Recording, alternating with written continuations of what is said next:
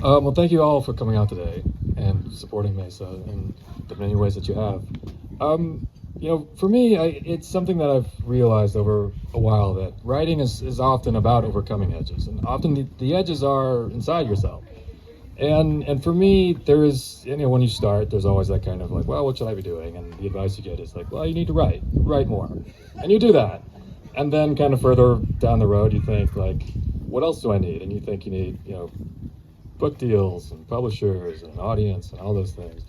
And there's a long in between starting out with something and finishing it.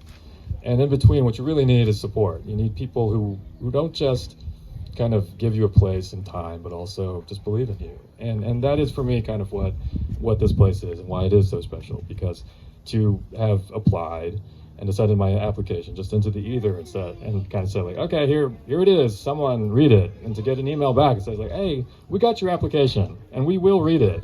And then you get an email a little bit later, it says like, we read your application and we think like, we could give you a little time and a little space.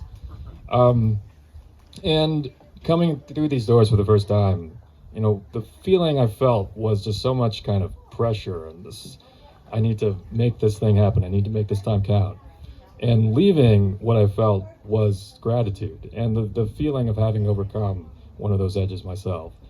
That uncertainty, that doubt of kind of not just thinking that like maybe I'm not capable of writing this thing, but maybe even if I do, no one's going to read it, no one's going to care.